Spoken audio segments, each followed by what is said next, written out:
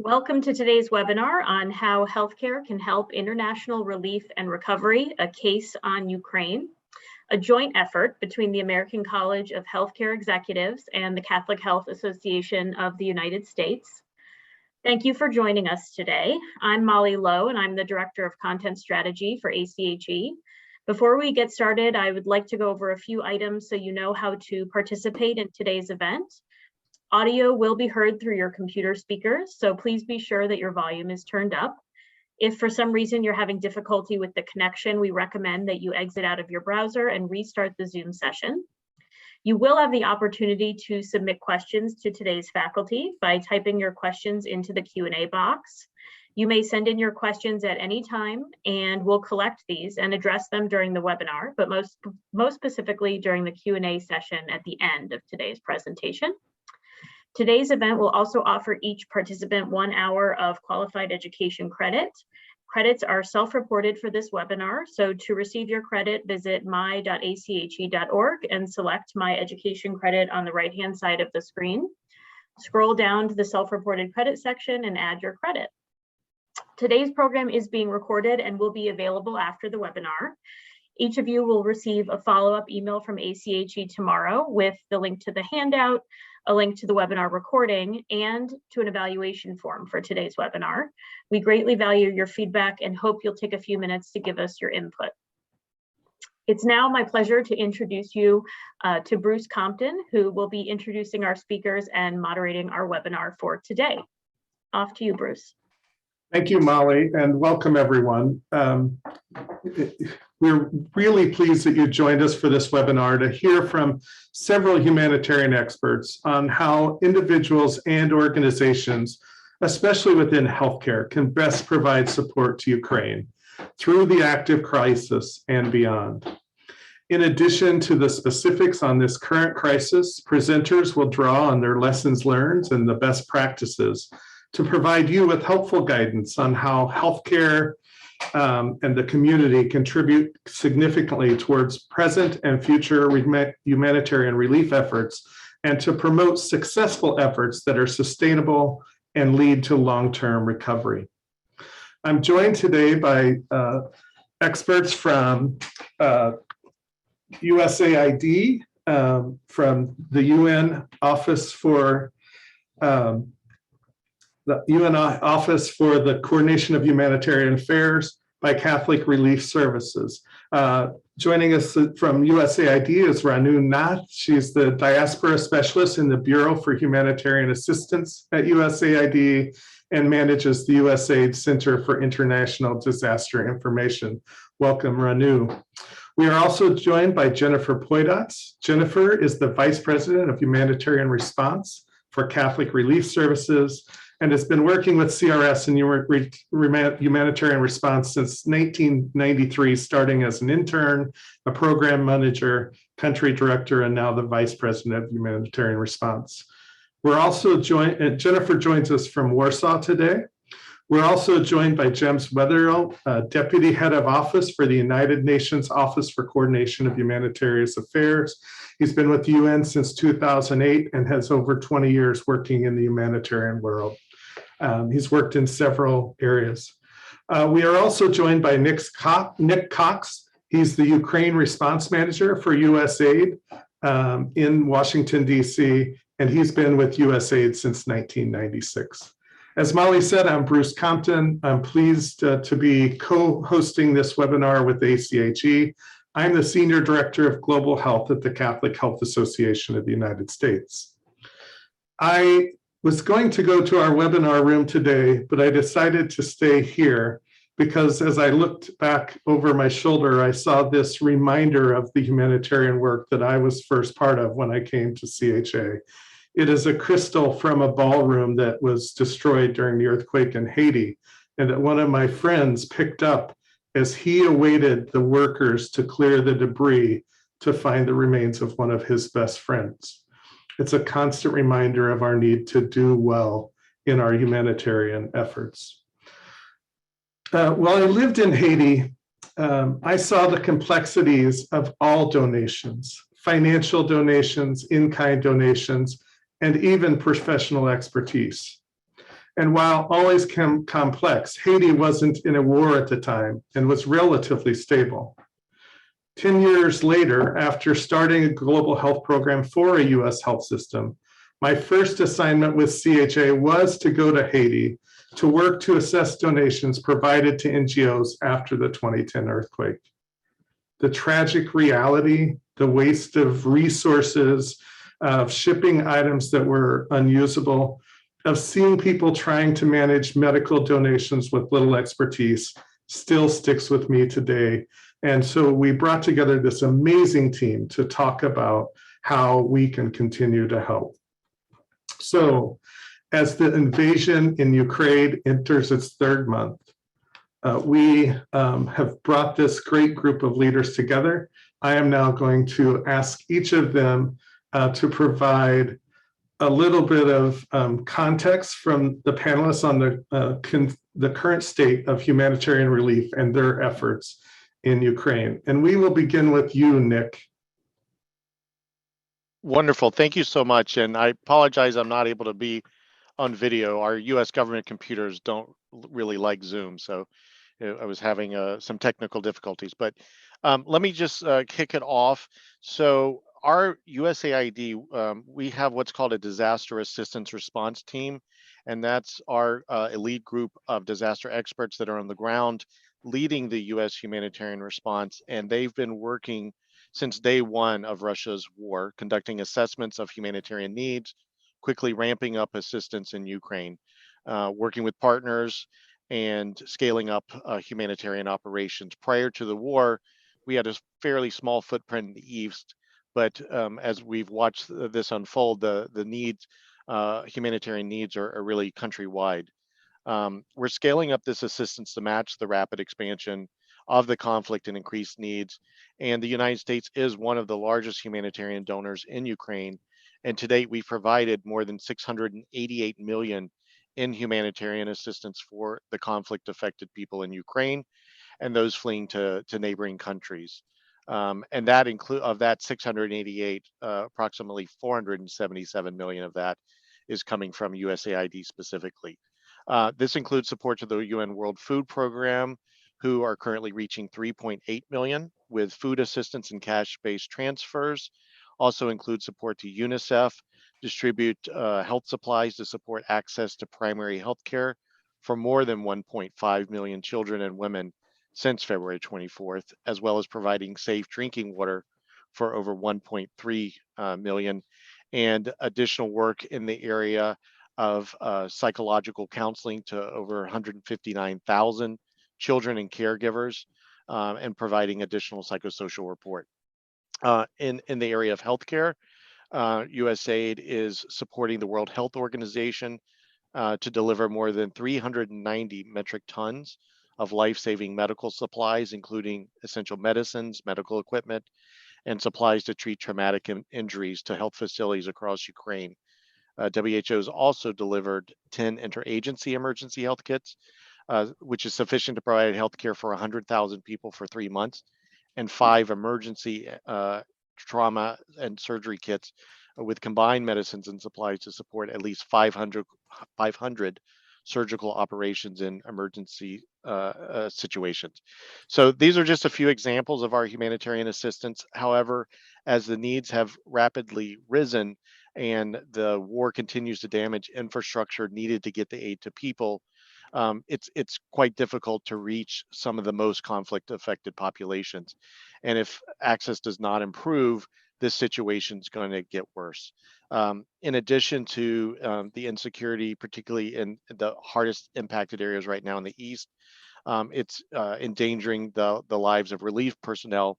And we've had at least 5 humanitarian worker deaths reported since late February. So just to wrap up, in the absence of a ceasefire, humanitarian safe passage must be assured in order to allow aid workers to reach the people in need safely and to assist civilians who wish to leave the path to safety. Thank you. Thanks, Nick. I'm going to go next to you, James, just to give us a brief overview of your work and the efforts in Ukraine. Thank you. Thank you, Bruce. I work for, as Bruce said, the UN Office for the Coordination of Humanitarian Affairs, and thanks USAID, one of our main donors as well, in this response. As the name applies, we don't actually deliver assistance ourselves. We're mandated to provide the overall context for the response, to work with all the organizations on the ground, NGOs, UN agencies, to ensure that they work together in a cohesive and coordinated manner.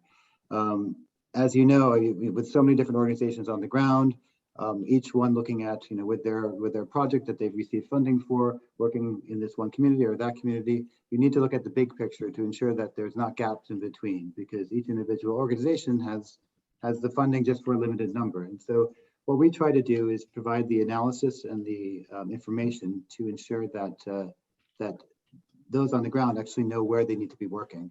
We have offices across Ukraine. I'm speaking to you from Kiev right now. I've just arrived here 2 days ago after spending the last 2.5 months in Lviv. Just noticed that the calendar on the wall still says February. I've been here for 2 years, so from before the current scale up of the war, when previously we were focusing on the east only. So we previously had offices in Donetsk Oblast, both on the government-controlled side and non-government controlled side, and also in Lugansk Oblast on both sides. We now have scaled up to have offices in 10 locations across the country. As was mentioned, this crisis has gone from one that affected about 5 million people, with maybe 2.5 million people being targeted for assistance, to a crisis that's affected the entire country. You have more than 14 million people that have been forcibly displaced, almost half of whom, 6.3 million, have become refugees in neighboring countries, and neighboring and further afield, in fact, going all around the world at this point. The estimate that we had from the beginning of May of the number of people in need of assistance was 15.7 million inside the country. That's in addition to the 6.3 million refugees on the outside. So the scale is really unprecedented. The country is of 43 million people, and you've got at this stage over half that are directly in need of assistance, not just impacted by. Everybody's been impacted by the crisis, certainly. We also are the organization that puts out the coordinated humanitarian appeals. So in the case of a crisis like this, a sudden onset or scale up of a crisis, we issue a flash appeal for 3 months.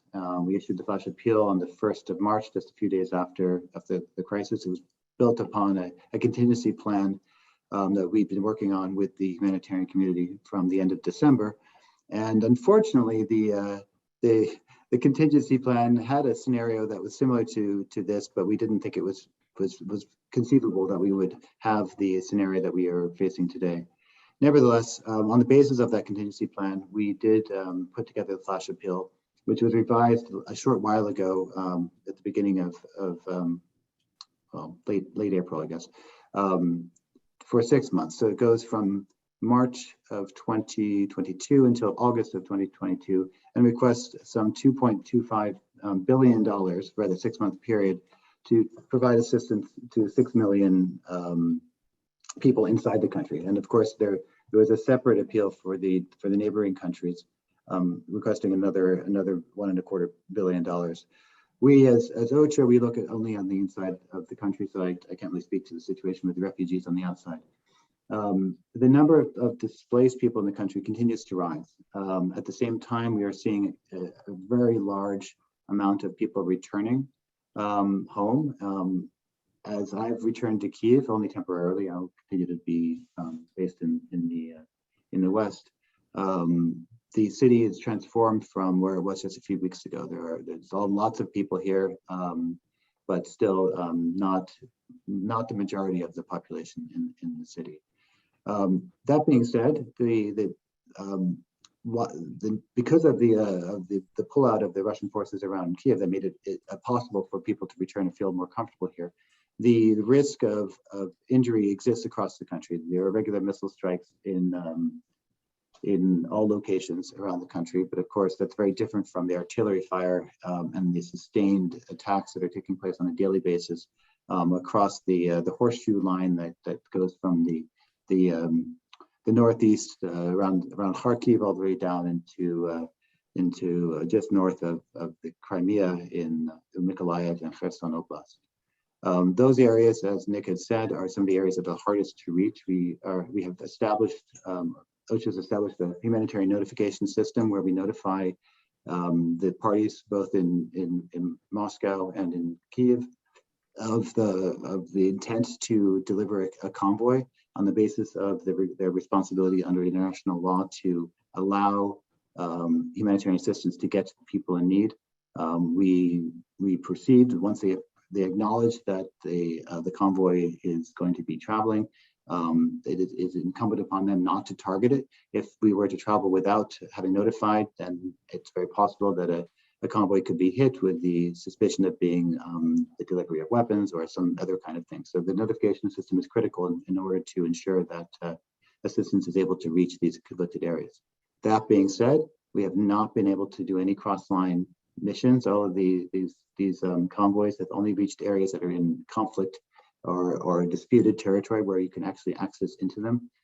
We are working very closely right now to have a mission of the humanitarian coordinator for Ukraine to travel to the non-government controlled areas, which we have previously done before the 24th of February on a regular basis to meet with the de facto authorities in order to negotiate our access to deliver assistance.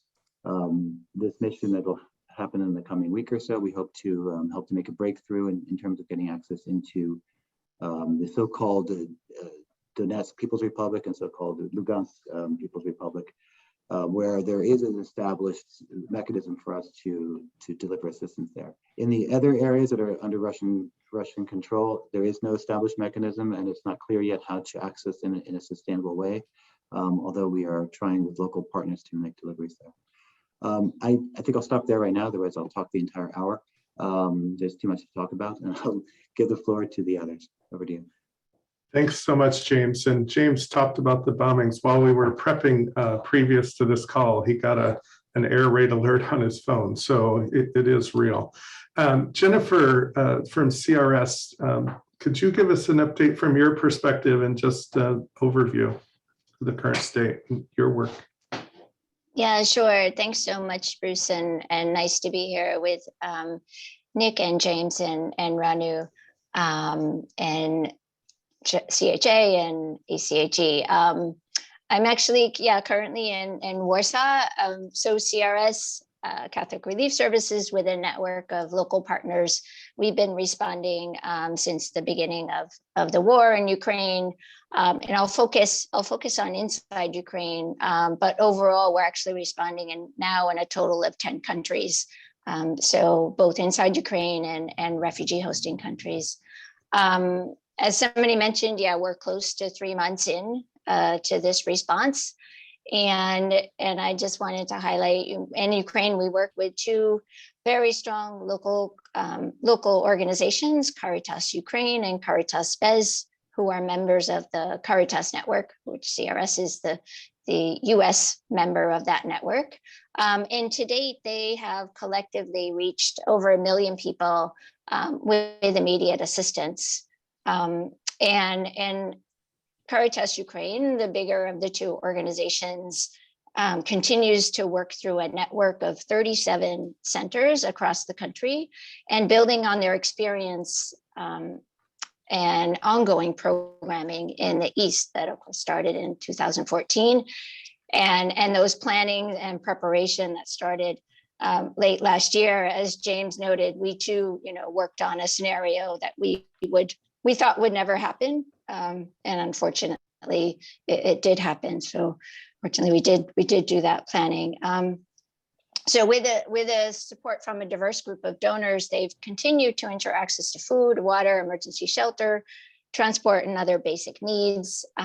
Both these Caritas partners also making use of a vast network of social workers to provide case management and build on their expertise in the provision of special care for children through child-friendly spaces and other forms of support. Since we're a bit focused on health, they've also been able to ensure access to healthcare and essential medicines to over 65,000 people to date. And maybe just to highlight, as the situation evolves with the support of CRS Caritas Ukraine, they have adjusted their presence in programming, but overall have continued to maintain a presence in all locations, sometimes operating remotely or from another office location when needed. Of course, this is a really concerning context. As others have noted, the safety and security and well-being of our staff and volunteers really continues to be a priority. Understanding that these same staff are also affected by the crisis themselves.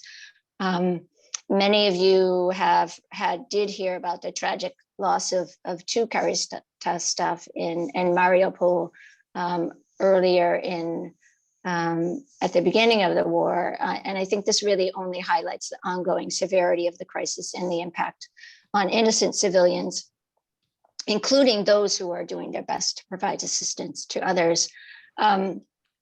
Maybe just a few more points, and then, yeah, I know we're going to have an open forum, which will be great. I know that ACHE will share a copy of our response strategy, but I did want to highlight a few areas as we continue to meet immediate needs that we're starting to really see the need and starting to plan more programming in the areas, especially in terms of access to safe and dignified shelter for those who remain displaced, but need to be moving out of those collective centers and create some sense of normalcy.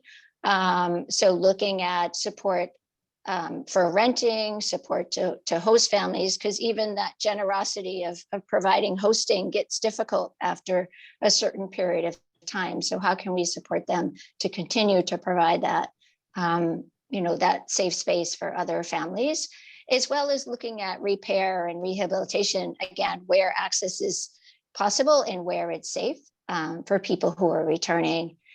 And then, of course, scaling up our cash assistance, because again, we're finding that that's the best way for people to meet immediate needs. And fortunately, Ukraine, except in some places in the East, is an area where banks continue to function. And so having that access to cash is something that's possible, and, in supporting those local markets where possible.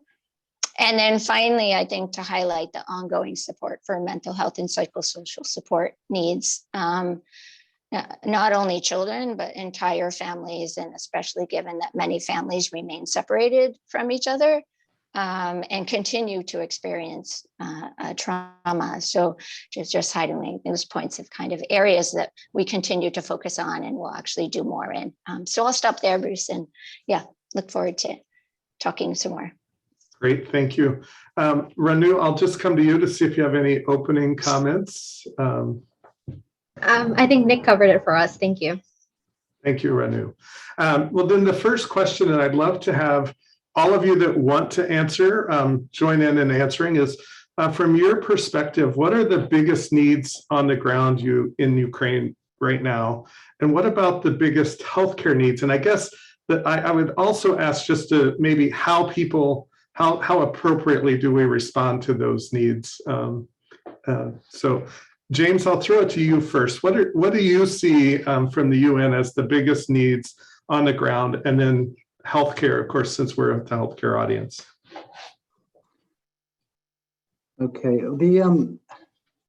it depends on who you're talking about. I mean, you've got several different types of people living in different conditions. I think that the displaced population, by and large, are not in a conflict area. They've fled. They're in the center to the west of the country. In fact, we're seeing many people returning from the west towards the east because it's too expensive now. The property or the rental values have gone up so high they can't afford to rent places in the west because of the saturation of all of the available places. For the displaced, it's primarily cash support to help them get through their lives. They don't need assistance in the form of medical health supplies or that may be in the case, but providing them with a bucket or a mattress or a blanket or food. What they need is cash. I mean, I think the big difference with this crisis and many that we have encountered is it's a middle income country. People have jobs, they have cars, they have cell phones, and they're very digitally aware. They are basically, as if this were to happen to us kind of situation. And so they don't really want to be given a used shirt or something like that. What they want is cash so they can go and take care of go to the store and buy what they need. And so for the West, where you have hundreds of thousands of displaced or millions of displaced living, the most useful kind of assistance is some cash support, either rental subsidies so they can support living in some kind of housing other than some kind of collective center, which of course is the worst situation that we have. And many of these things are schools or facilities that are not appropriate for living in. And we don't want to create anything that's like a camp that becomes entrenched. So the vast majority of the displaced are living with host families or living in rental facilities. So that I think is a huge number. And even in the center and in the East, there are markets that are working, and a large percentage of the people respond saying that they would prefer to have cash as a response, in terms of assistance that can be provided.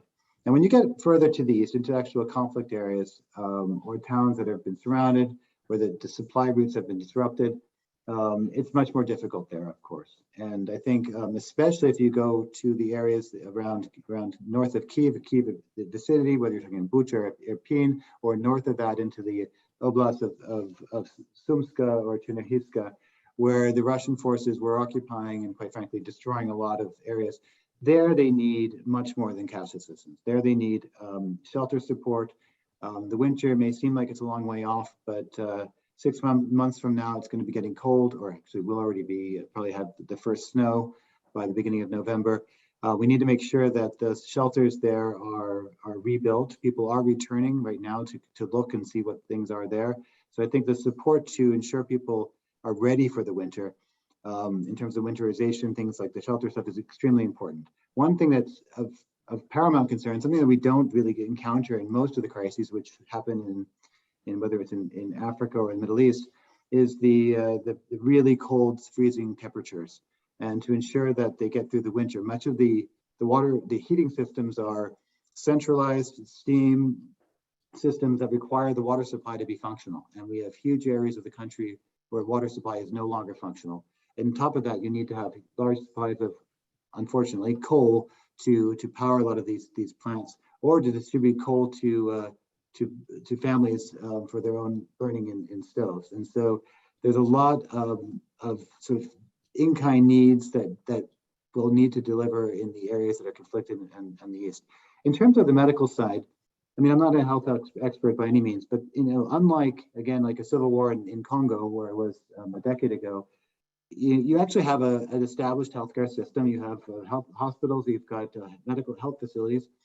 There's not that much need for the establishment of like the standard MSF tented clinic type of thing. For the most part, you work through the institutions, and the main partners is the Ministry of Health and the hospitals. And so it's actually providing medical supplies and medicines directly to the ministry for distribution to the hospital facilities is really one of the most efficient ways to provide to ensure access. Again, when you get to the areas that are under conflict, it gets very difficult to ensure that access, because people simply can't get to the services they need. And trying to ensure that is one of the greater challenges. I think that's the overview. I'll stop there. Thanks, James. And I know it's very specifically laid out on the WHO website about how to provide medical offers to the WHO. It's cumbersome first, and I think purposefully so that they get what they want and what they need and when they want it and need it. It uses that Ministry of Health. So thank you for that. Yes, James. If I could just, since you raised it, just to follow up very quickly, and since we're talking, with health professionals and the like, I mean, I think, just like in the States and Canada, I mean, they've got standards that they need to be adhered to, and so they aren't going to just accept any medical supplies. It has to be certain brands, certain things that have already been approved for use in the country. So donations don't work unless they are the exact ones that are listed in the list. Much better just to provide cash to the organizations that purchase it, or directly to the government if that's what you want to do. But to ensure that the medicines that are actually useful are going to coming into the country, that's also critical. I can get into a long story about all donations in kind that are disasters, but we can talk about that later if we get to it. I'm sure we all could do that, but thank you so much for reiterating that. Anyone else want to add to the conversation about the current needs on the ground from a different perspective? I see Nick has his hand up. Nick? Sure, I agree with everything that James has laid out. I'll just add a couple of points that may be of interest. I mean, one of the things as well is that we sort of collectively stood up is a humanitarian coordination architecture. So there's a well-established system called the cluster system, and it's essentially sectoral coordination. So there is a health coordination body that health sector actors participate in, coordinate with the government, other local actors, and help to set priorities and strategies and approaches. So that's one of the main sort of instruments that we use to kind of assess overall needs. And again, make sure that we're all sort of adhering to similar approaches and similar standards. As well, I think, unsurprisingly, but an interesting aspect just to bring out is the disruption to treatment of chronic illnesses. And WHO's already reported over 3,000 deaths across Ukraine since the invasion, again, from chronic illnesses. At least 40% of households have one or more members in need of chronic illness treatment that they currently can no longer access due to insecurity and these conflict-related disruptions to healthcare operations. And as you probably have seen in the news, I mean, there have been attacks on healthcare facilities, and we have over 210 documented attacks as of mid-May. So, we also have long-term health impacts of the health system being disrupted, including missed vaccination for children, gaps in treatment of cancer and these other chronic conditions, shortages of essential medicines, psychological trauma, and even in some of these conflict areas of sexual and gender-based violence, although we often find that those are exacerbated even in other areas where people are experiencing stress and health workforce burnout, and these will likely have longer term implications. Over. Thank you. Anyone else want to add to the current situation on the ground from your perspective? Okay. The next question I think James covered, but I'll ask if anybody wants to add to it, is how, if at all, is this crisis different from other humanitarian crises in the past? James talked about it being a middle-income country, that it, more developed. How is it being different to each of you in this conversation? I see both Renu and Jennifer have unmuted themselves. So Jennifer, if you want to go first, and then we'll come to Renu. Yeah, I'll go quickly. I just wanted to highlight one point. And, I think even though since 2014, there were a number of actors, on the ground, this really is, Ukraine is a country where there weren't a huge number of, especially international actors present in the country. And so but at the same time, there's a very strong local civil society, local NGOs. And so I think this response presents an opportunity for those actors to really show their capacity and step up, and the need to support and accompany them as they go to scale. So I wanted to highlight that. And then maybe the second issue, which maybe isn't maybe specific to this response, but I think what we're seeing globally, as globally we are already facing a very severe food security situation. The fact that, this war in Ukraine, the fact that Russia and Ukraine provide 30% of, the world's wheat, this is really exacerbating that context. And, for CRS, who has a caseload of 6 million in Ethiopia, 3.5 in northern Ethiopia, it is very concerning, questioning, how are we going to be able to continue to ensure, we're meeting the needs in other parts of the country when prices of food and fuel and fertilizer continue to rise. So all of that from my end. Thanks. Yeah, thanks, Jennifer, so much for talking about that. I wasn't sure we were going to get to that question, so I'm so glad you raised how it's affecting the rest of the world. James, I see you've unmuted yourself, and then I'll ask Renu the next question. Yeah, just to add in terms of how this context is different, I mean, it's different on so many levels. I mean, the fact that you've got a permanent member of the Security Council that's invaded another country means the usual tools aren't there in terms of taking decisions and trying to mobilize the Security Council to things like having peacekeepers or anything like that. It's just not going to work. The fact that you've got a very strong government. I mean, most people, it's interesting. I mean, I've been here for the last 2 years, but the vast majority of those who are operating in Ukraine, in terms of the international staff that have come in the last 2 months because of the giant, massive scale up of the operation here. And many people have experience working in, South Sudan and Chad and Congo, where you basically do what you do, or what you need to do, get it done. Here, you need to work through the government in many areas, or at least get their buy-in, because they're an established government and they have capacity and they will deliver services. They just need support to deliver those services. Now, as a humanitarian, we need to make sure that the support remains impartial and neutral. And therefore, we can't simply just hand everything over to the government, because frankly, I mean, if I were the government, I would use the assistance where it would be needed, whether it's the military or the otherwise. So we need to ensure that the most vulnerable are receiving the assistance. But that being said, we need to also respect that it is their country. We want to make sure that what we do is enhancing their systems. So just to give a situation, get back on the issue of the cash assistance, it's scaling up very rapidly right now. And the goal is to have it be delivered through an app. And the government has an app for their phone, which they've been using for several years in terms of trying to get people registered and do their documentation, all that through an app on their phone. They want to use that also for the purposes of the distribution of multi-purpose cash. So we're working with the Ministry of Social Policy right now, and also with the Ministry of Digitalization, in order to make sure that this can happen. And within a couple of months, it will be going that way. And so it'll help support them in the long run in their regular social safety net programming. And so there's also a sustainability effect of that as well. So I think it's just a very different approach and a very different context. Over. Thank you so much. We'll move on to the next question. I do want to let people know we see that there are Q&A questions coming in. We do have time at the end to try and address some of those questions.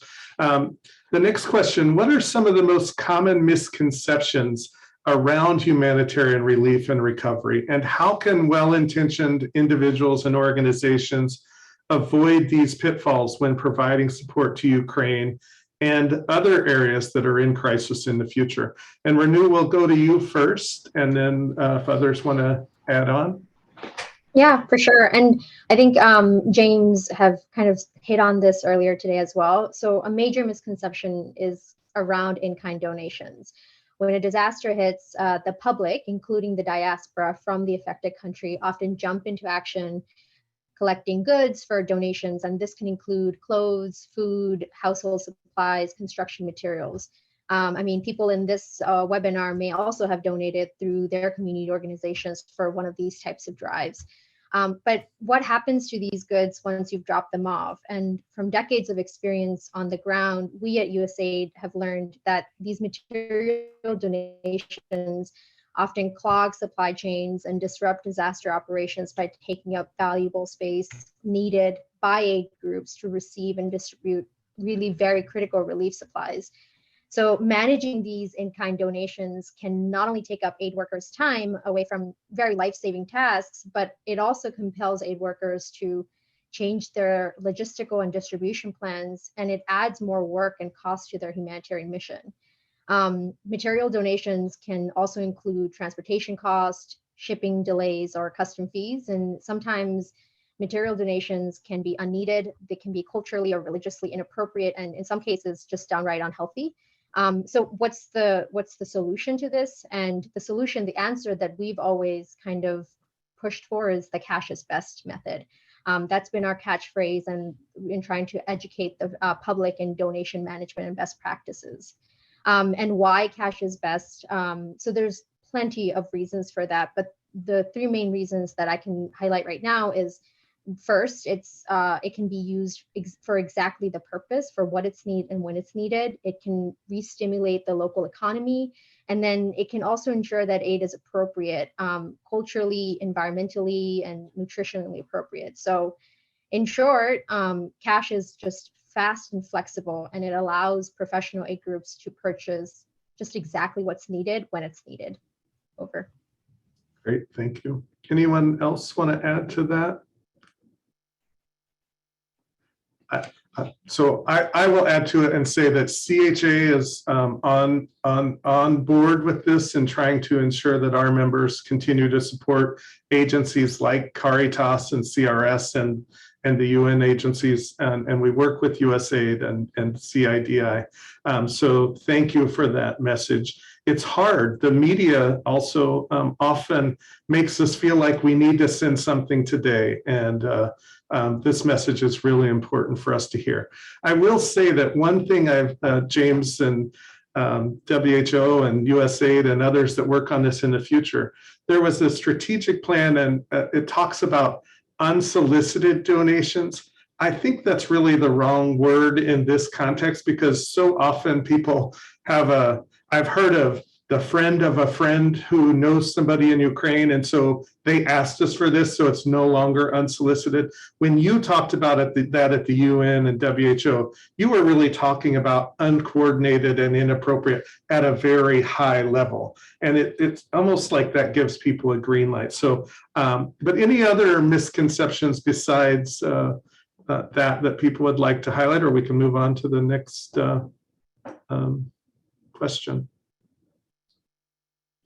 All right, well, so I maybe we've already heard the answer to this, but Jennifer, I'd love for maybe you to start. How do you see US hospitals and health systems best positioned to provide support to Ukraine during the ongoing crisis, and then maybe beyond in the recovery, hopefully recovery and rebuilding soon? And then we'll open it up. Jennifer? Jennifer may be frozen. Anyone else want to take that? I think, Ranu, you've already really addressed it from your perspective. Anyone else have something they'd like to add? James or Nick? Sure, I'm happy to give it a go.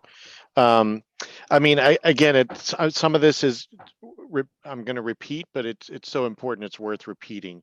And cash donations to response organizations really are the most impactful way to support Ukraine. As James mentioned, there are systems in place, and it's important not to undermine those systems. And the cash allows the flexible response to needs as they emerge, ensure the funding will be used for humanitarian purposes, and allows for that neutral and objective oversight of the support and good stewardship of the funding contributions.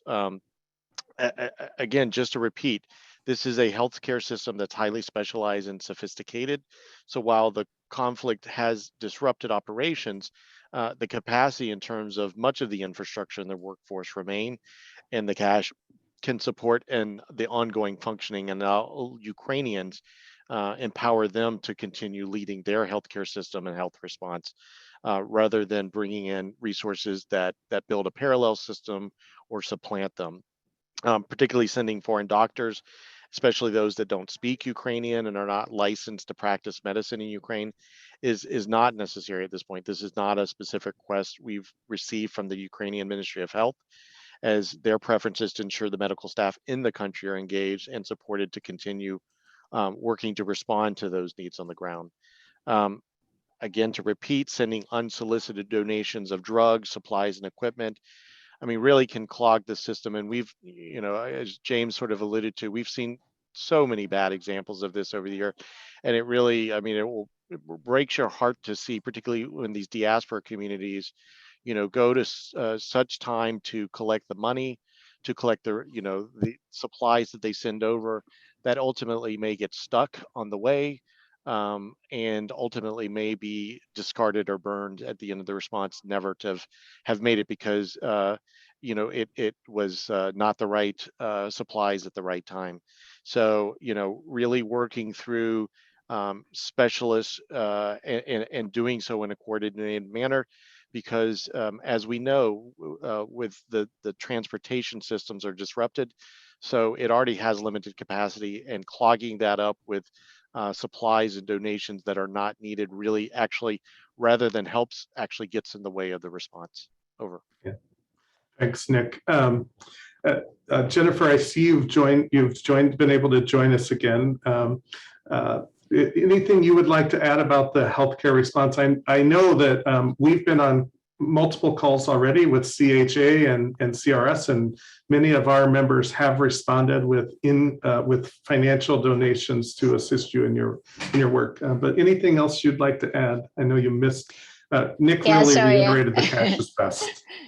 Yeah, no, maybe just to give an example, and it kind of goes back to what others were saying about, the fact that Ukraine is quite a developed country with, with really strong markets and networks, et cetera. Even, again, even though disrupted, they exist. And I don't know if Molly's able to bring up the slide that I shared, but if not, I just wanted, even within the private sector, there's a Ukrainian company called Leaky 24, and it's a company that provides supplies to pharmacies. Like this was, their work, like all across the country, and people can, order, via an app and have those delivered to their homes. And what this company has done, since the beginning of the crisis, is they've set up a system where they can receive cash to ensure that those pharmacies remain stocked and people can have access, but actually then also provide free access to certain populations. Again, they have systems in place to control for fraud, et cetera.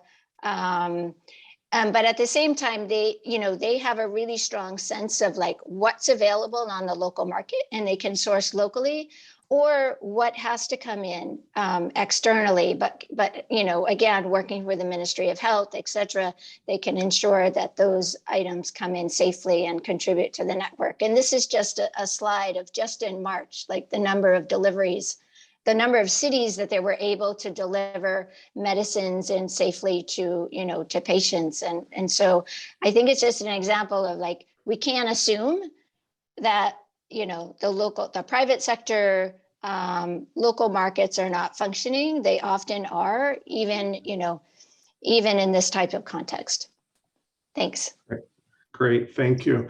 Yeah, I mean, you all have reiterated a few times about Ukraine being a developed country, but even a more developed country. But the same is often true in other countries. In Haiti, one of our hospitals received so many shipments of latex gloves that they didn't have the storage, and they ended up having to destroy them because it was in a rural community. Another organization received, after the Haiti earthquake, received dialysis machines, and they were used to dealing with food product, and they were actually reconstituting dialysis fluids that were broken open, and so we really have to understand that the context matters, and these are difficult situations. I know there's some questions we have 10 minutes left. There's some questions in the Q&A. Molly, I don't know if you'd like to come on and ask those questions, and then if we have a moment for anybody after those questions, get a quick answer to any final comments from our panelists. Sure, and people can continue to feel free to add questions. I know there's some comments as well. Thank you all so much for sharing all of this incredibly valuable information. There's one question is sort of what is the COVID situation right now in Ukraine, and how is that factoring into everything going on? And I see your face, James. I mean, there's so much happening beyond that, and you spoke to some of the pieces around chronic diseases and issues there, but how is the COVID factoring in as well?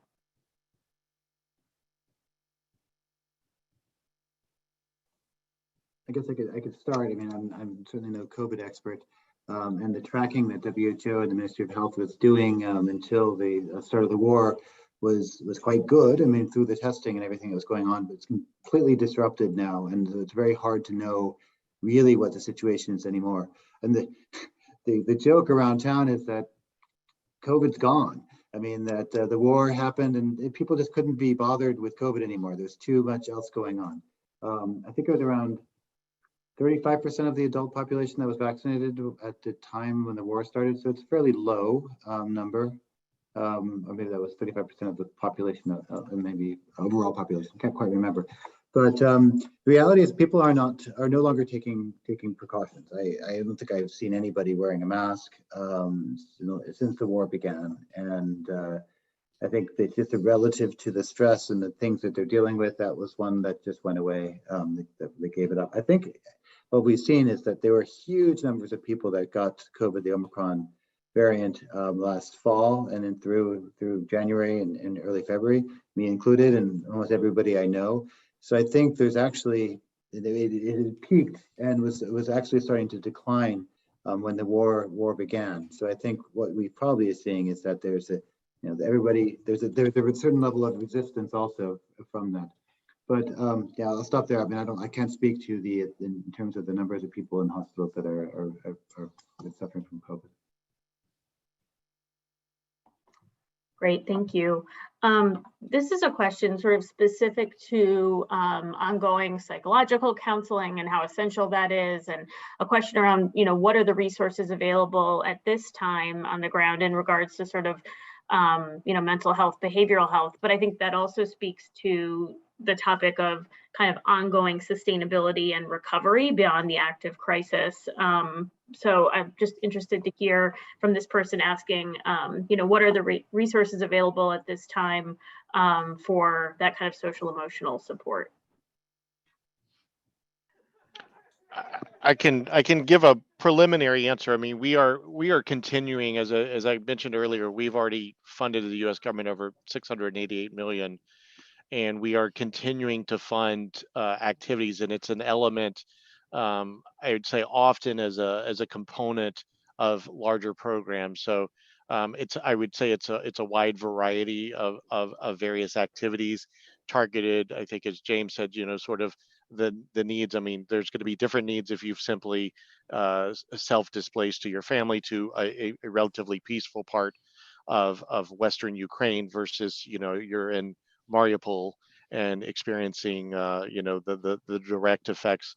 And so it's I would say quite a wide range, but it's a significant issue there, and something that I think in years past we have often, as the broader humanitarian community, not given enough attention to, and is something that's a real focus for us. Over. Thanks, Nick. Jennifer? Sorry, Molly, I took over. Oh, sorry. No, just to build on Nick's last statement, and I think that's actually an extremely positive thing, that I think over the last few years, we've really seen a greater emphasis on support for mental health and psychosocial support. And even, within, again, the humanitarian infrastructure, there's even, a task force that really has been focusing on and mapping the resources inside Ukraine, both local resources and those that, are coming in terms of expertise. But there is a lot of capacity locally.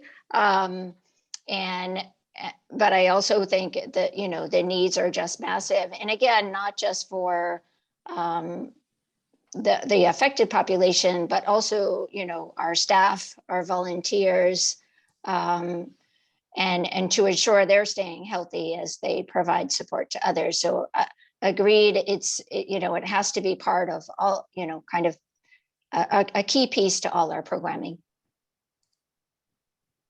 To jump in here, Yeah, I mean, Nick was talking about the humanitarian architecture and the cluster system, and that I chair the intercluster, sort of bringing it all together as part of my role as OCHA, since we run the coordination, right?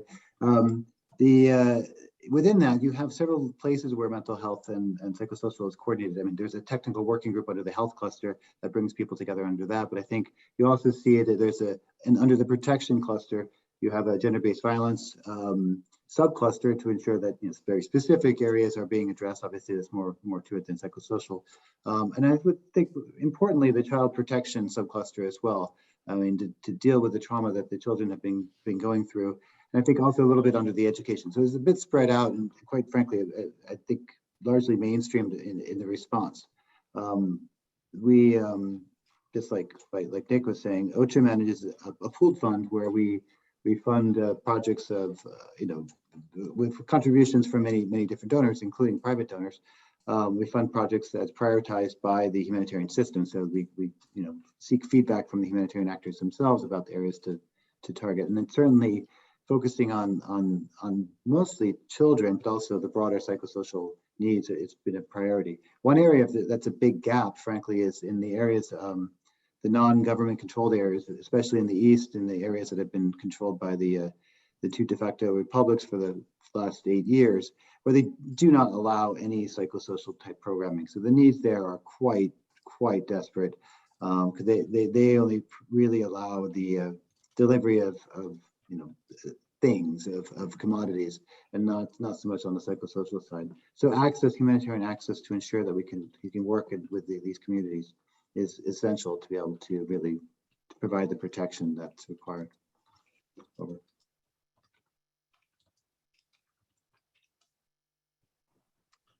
Nick, do you have your hand up again as well? Sure. I just wanted to, I know the focus of this session is Ukraine specifically, but I don't want to lose the chance to make a plug, because, we're talking about things like psychosocial support in Ukraine.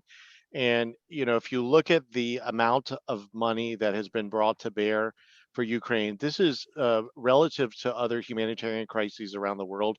It's a relatively well-funded response. We met with some of the senior international NGO leadership, and they talked, and Jennifer, you may be able to reinforce that, but just saying, we're seeing a lot of money here and not committed amounts of money for other crises, and stopping sort of direct fundraising, private fundraising for Ukraine.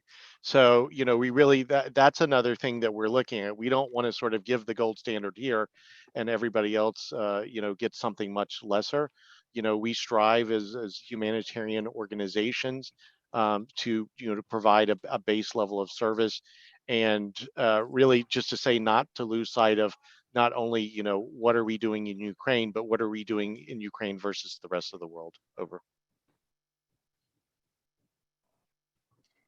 Thank you so much. Well, I recognize that we're close on time, and we want to be respectful of that.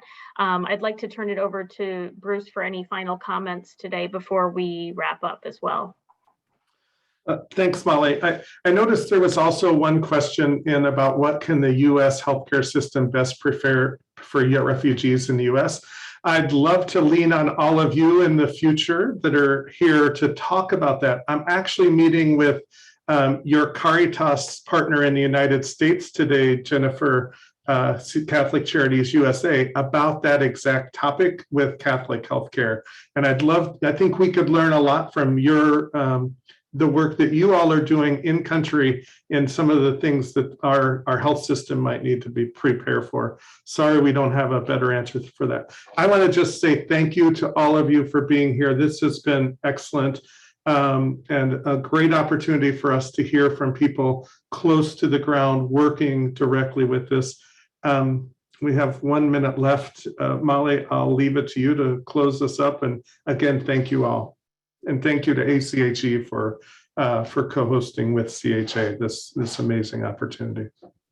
Yes, thank you, Bruce and CHA, and to our speakers for sharing your expertise and experiences and insights on how individuals and organizations can best provide support to Ukraine and through the active crisis and beyond, and other humanitarian efforts. And in addition, ACHE continues to thank each of you for what you're doing every day on this call to support our communities, to help us navigate during the ongoing pandemic and other issues. We're so grateful for all you've done and will continue to do in the months ahead. As a final reminder, we will be sending a follow-up tomorrow with links to the evaluation form handout and webinar recording. If you would like to check that out and share, it will be free and available. This concludes our webinar for today. Thank you for joining, and please enjoy the rest of your day.